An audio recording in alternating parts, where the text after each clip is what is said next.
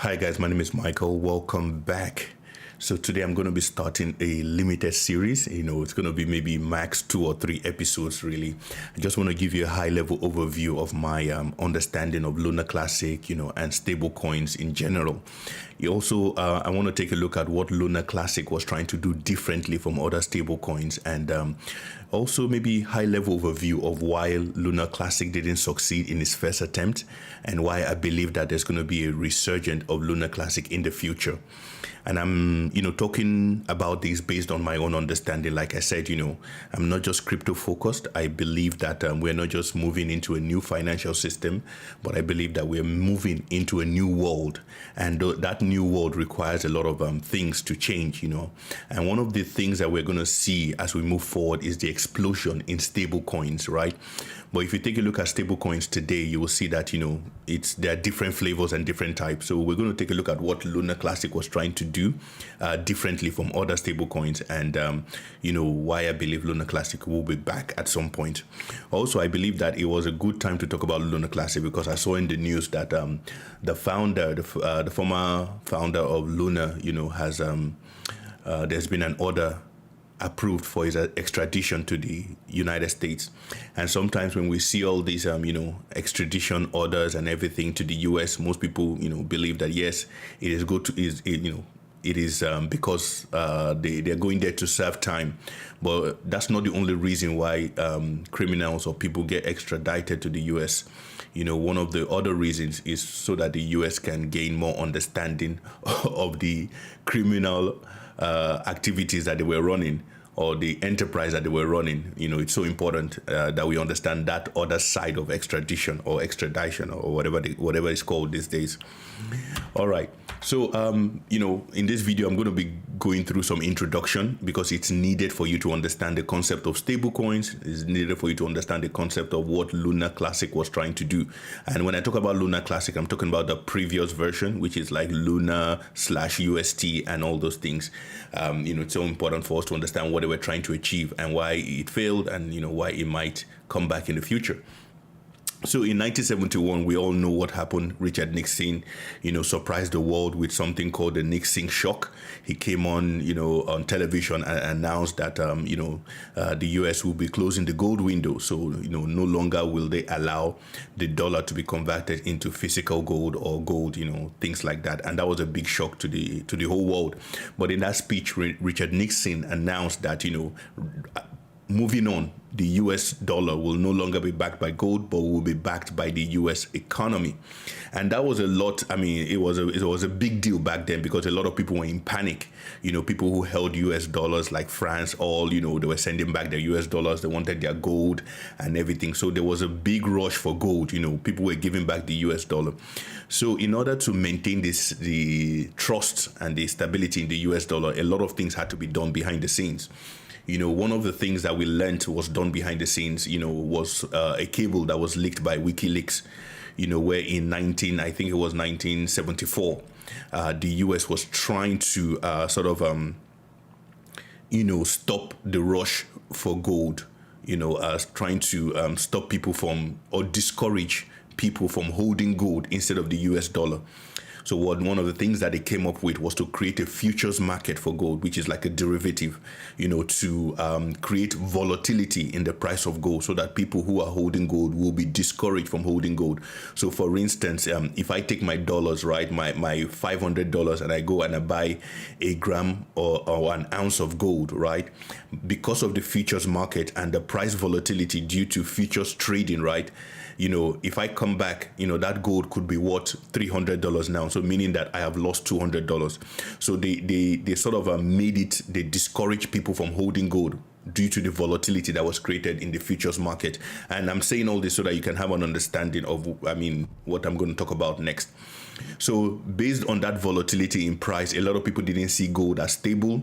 Gold was subject to price movements, huge price movements. So you couldn't hold gold as a stable asset, right? Something that I can keep my money in and come back later and still make the same money. That's what people want. That's the desire of everybody, but The US wanted people to favor the dollar over any other currency, and they wanted people to hold the dollar and trust the dollar. So they had to, sort of eliminate other options and make other options as less stable than the US dollar. So, all the other options, like I said, everyone must hold US dollar. That was the mindset of the US, that, if they don't do something, people are going to sell off their US dollars and take something else. And so they made the options less desirable for people. So everyone held US dollars. All right. So one of the things that we must understand, about the United States, and this is what a lot of people do not understand, there are two sides of the United States, right? What most people see is the U.S. government, right? But there's another part of the U.S. government, or the U.S. that I call the U.S. company. Right, and this company is a small version of the U.S. government, right? And they appear in different names. People call them different names. I don't know if this is the same one as people call deep state or something, but this small version of the U.S. government is one of the most effective arm of the U.S. government. They are able to do a lot of things on behalf of the U.S. government, and it's a small group. They are very agile, very nimble, flexible, discreet. They don't need, Congress approval for a number of things, and they are stable. So basically, government can come and go. We see what's going on in the U.S. In the last 3 cycles, we've had Donald Trump, then Biden, then Donald Trump. That is instability, right? So, but this other arm of the U.S., which I call the U.S. company, is stable because the people there, they don't change. Governments may come and go, but these guys remain there. They remain in that position, and they have the backing of the U.S. government, and it is a very effective group. A lot of people do not understand that part of the successes of the United States has been based on this company, or this group that I'm talking about, or this small arm of government. They are very effective. They are the ones that have really kept the U.S. powerful for all these years, because they're able to do things that the government cannot be seen doing, or the government cannot do, if I can put it that way. So, one of the things that this small arm of the government is able to do is they act in the interest of the United States. Like I said, making sure that the U.S. maintains its hegemony, his power as number one around the world. They're able to do that. They're able to make competition disappear. So basically, if there's any competition to the U.S. In any form, whether militarily, financially, any form, they're able to, make that competition disappear. So that is why we've seen this, power of the United States continue to grow. They are also, like I said, they are the critical success factor of the United States. And most people don't understand that this group, or shadowy group, or whatever, it is the reason why the U.S. has been successful, throughout the years. And we see that a lot of countries are trying to replicate this model, right? We see a country like China. China has got, the government is behind a lot of companies. The Chinese government trade in different names. They can trade as Huawei, they can trade as ZTE, they trade in various names. They appear in different parts of the world under various names. That model is actually a copy from the United States, because the United States government appears in different places with different names. They can appear as a company, they can appear as something else. So China is trying to replicate their model, not as successful as the United States do, but it's something we must understand. And remember, guys, I'm still talking about Lunar Classic, so this background is very important. All right. So, every year, in order to maintain your global power or hegemony, you need to always look at the threats that are on the horizon, or you need to look at the threats that are coming. So the United States conducts, threat assessments, every year to see what is on the horizon, who is going to be a threat, what is going to be a threat, and, how can we eliminate that threat, or how can we mitigate against that threat. So they're always like, this threat assessment, the DNI conducts a threat assessment. There's a public version of that threat assessment, but there's also a private one. So basically, you look at what is a threat to you, and they try to eliminate that threat while it's still small before it becomes a problem. And the whole idea of threat assessment is to see the threat very early before it becomes a problem. So that is why you see a lot of things just die very early, before they become a problem to the US. So that is the need for the threat assessments. Okay, it's also important for us to understand that financial and economic strength is more important than, fighting or military strength. A lot of people do not understand. A lot of people, when they see the United States, they see the military, you see the B-5 bomber, you see the, F-16 and everything. Those things are good, but one of the main strength of the United States is financial and economic. The Soviet had a lot of bombs, they had a lot of weapons, they had a lot of things, but they missed this understanding, and that is why the Soviet Union collapsed, because they didn't have financial and economic strength. Even though they had nuclear weapons, they had bombs, they had everything, but they didn't have financial and economic strength, and that is why the Soviet Union collapsed. So it's also important for us to understand that the U.S. financial strength is built on some foundations, right? And two of those key foundations is the U.S. dollar and the U.S. treasury. And it's important for us to separate those two. A lot of people miss the concept. There's the U.S. dollar, which is a currency, but there's also the U.S. treasury. Those two things are important they are important financial pillars of the United States financial dominance, if I can put it that way. Now, the U.S. financial strength, like I said, is built on U.S. dollar and treasury. Sorry, I think that's so it's built on U.S. dollar and treasuries. So every possible danger to these pillars are monitored closely. Every possible threat to the U.S. dollar and to the U.S. treasuries are monitored closely. They are really carefully monitored. While it is small, it is monitored carefully. So it's also important for us to understand that any representation of US dollars, physical or digital, is monitored closely. The US government, via the US company, is a major player in every financial market in the world, including crypto. And this is what a lot of people don't understand. The US government is a major financial player in every financial market, whether it's bonds, stock market, crypto, whatever it is, they are there.